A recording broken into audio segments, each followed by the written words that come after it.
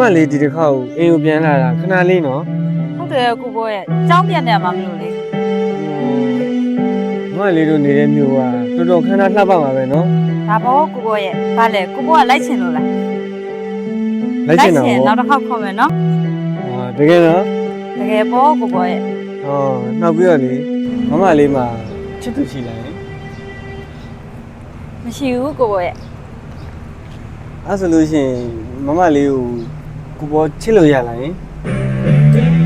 ကိုဘောကမမလေးကိုတကယ်ချစ်တာလား တကယ်ချစ်တာဗောမမလေးရဲ့ အောက်ဆိုရင်မမလေးရဲ့ဖေဖေစီမှာတိတ်တရနဲ့လာတောင်းလေလေ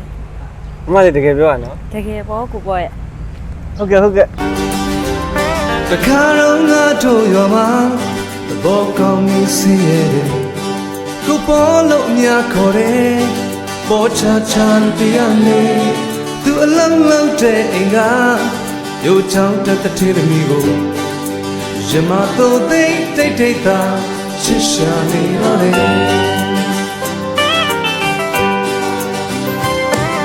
အချစ်သမီးချောင်းကိုပြန်နွားနေလိုက်ပုံမှာရင်တွေကချစ်တွေဟာအုံးမလုံးအောင်ပွင့်ဟာတထေးသမီးကဆိုတဲ့ချစ်စစ်တော့ဖြစ်ခဲ့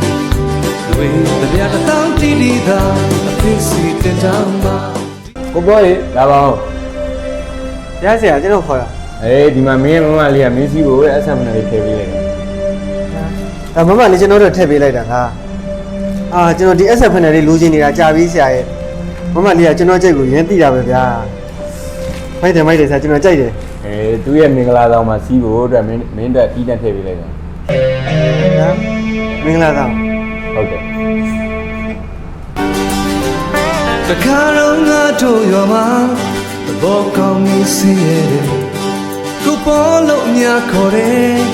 ပေါ်ချာချန်တရားနေသူအလန်းလုံးတဲ့အိမ်ကရိုးချောင်းတက်တဲ့ထေးသမီးကိုရမတော့တိတ်တာကိုရှာထားပါကိုအချစ်သမီးချောင်းကိုပြန်